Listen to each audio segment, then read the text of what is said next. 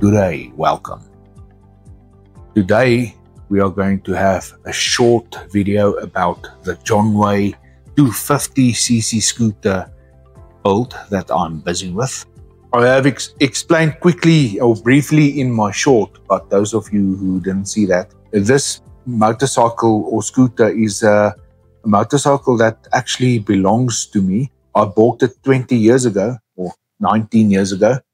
In 2006, and I have had it for a few years, I think 5 years, and 15 years ago in 2010, a colleague of mine purchased it from me. So I kept on replacing the licenses for him, and he always gave me the money back, but he never took the bike off my name. So the bike was never re-registered, which I am actually now thankful for, but I just decided that you know what happened is my brother Casper, he has started this thing with modifying scooters, taking off all the plastics to a complete Frankenstein build, street rod type of thing. Then he paints the frames nicely and cut off all the unnecessary lugs, pretty similar to what I'm actually busy with on the DT 175 that I'm also building currently. And then on the scooters, he will make like a new floor pan. He will add LED lights, a new speedometer, and things like that. So I thought, yes, you know, I also want a piece of that action. So I started looking in the classifieds for a 125cc Chinese scooter. Unfortunately, we do not have the Ruckus here. So I've been checking the classifieds, but number one, they are expensive. And number two, if you can get one that has no papers and it's completely and utterly broken, it's still expensive. So I've had a bit of a struggle with that.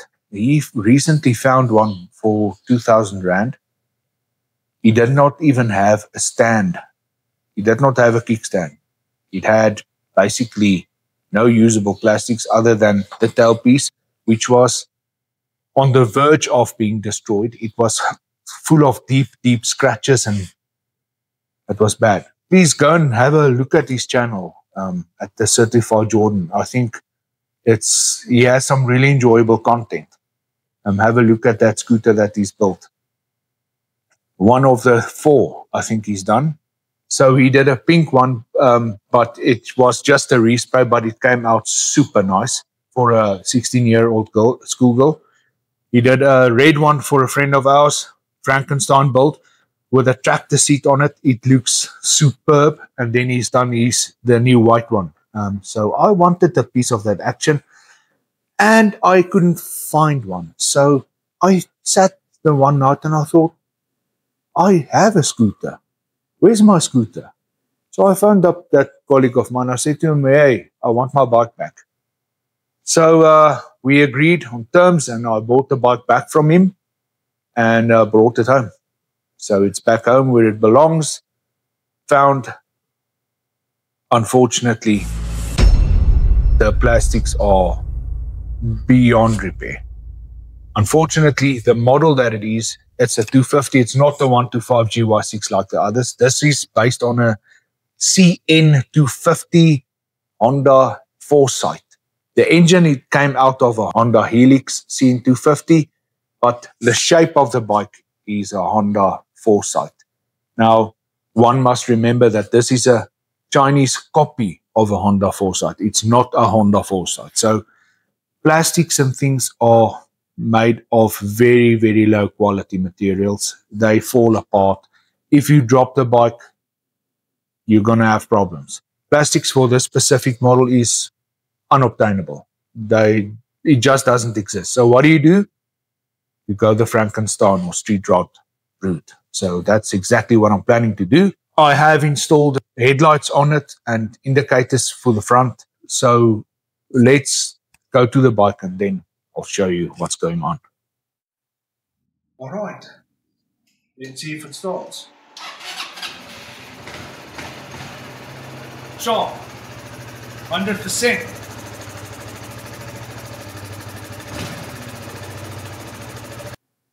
Okay, coming to the nose of the bike. As you can see in this photo, the right shock puked out all its fork oil all over the place. And that was a mission to get that off.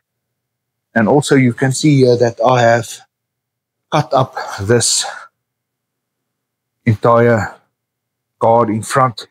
I'm just going to take you back to that photo once again, just to show you what it looked like, and then you'll understand why.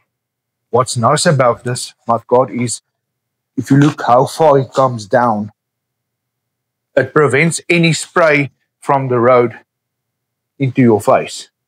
So that's nice. Okay, that's that for now there. I'm going to see and maybe possibly keep this whole foot bar, because you can place your foot anywhere on it and it's nice and comfortable. I want to put flip down foot pegs here and also here for the rear, because now and then my son goes on a ride with me. So yeah, I had to immediately replace the rear tire. The previous one disintegrated while I was riding it. Luckily, I was riding it very slowly. I had to move this block because it used to be here on a plastic that doesn't exist anymore. As you can see, this taillight, guys, this taillight's not going to work. It's hideously terrible. But this allows me to ride the bike as it is until I had time to make all my plans, do all the modifications on the wiring that I want to do just before I do tear down for the final time. When I repaint and reassemble, that light is coming off. These are all coming off. I want to use these two as spotlights. It's going to have a new light of some sort. I'm not sure yet. So this whole thing is going to come off. I have to keep it for now because it houses the switches. As you can see, the switches are integrated into the plastics. So I'm going to have to get new switches, which is fine. I'll do that. I have had a look at the handlebar underneath. It looks like pretty much a standard one with some additions to it, which are also going to get cut off. Then I decided to put back the plastic in order for me to retain my storage capacity. Let me show you there. So, as you can see, I just washed the bike and it always used to get some water in, but I scrubbed the seat severely. So, yeah. As you can see, it has a nice storage area there. It has a lot of space. The plan is here to take all this wiring down here and flip it and put it in here.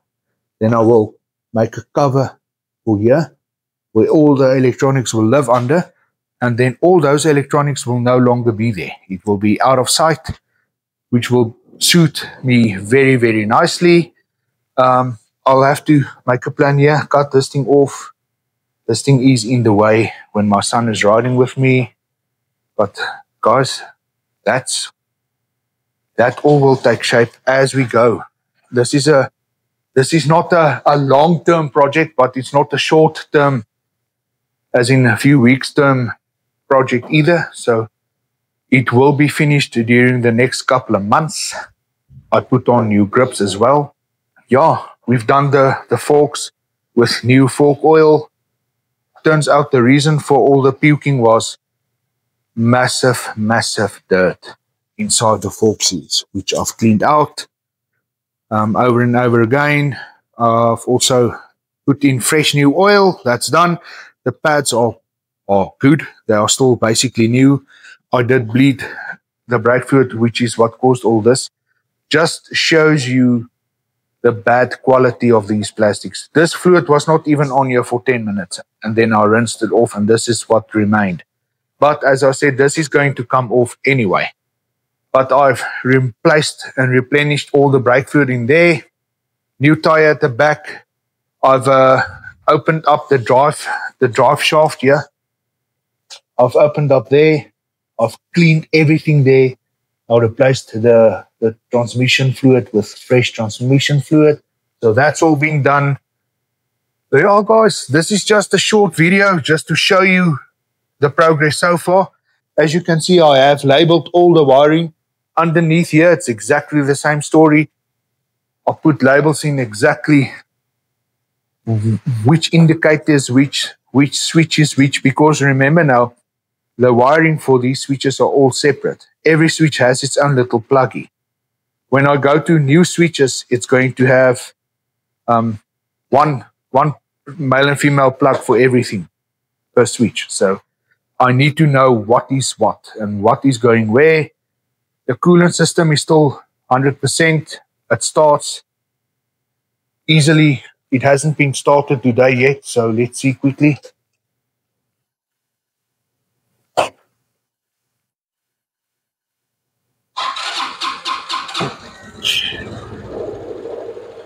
That's it. Runs.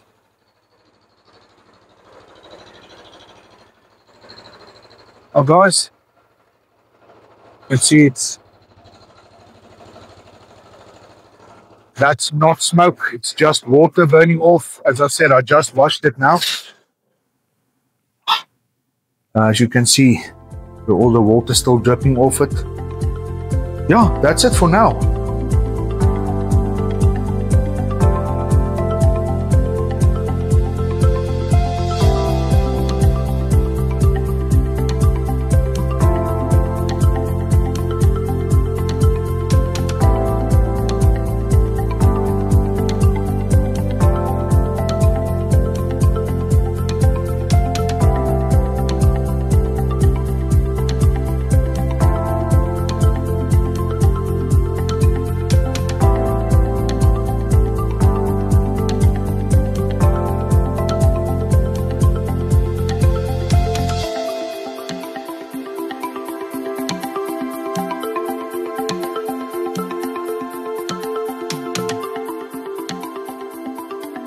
So that is it, guys.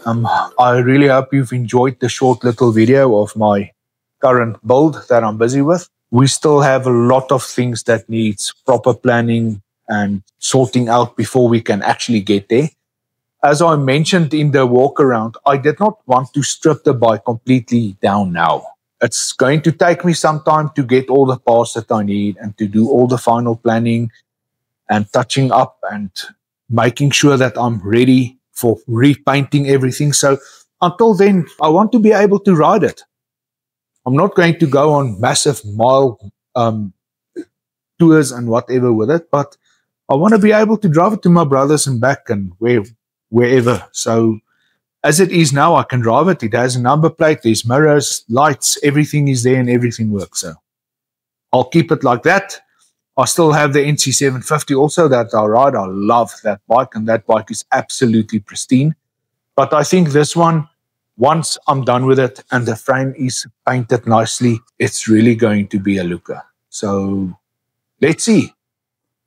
Guys, thank you for watching, and until the next video, ride safe, drive safe, be safe, and I'll catch you in the next one. Cheers.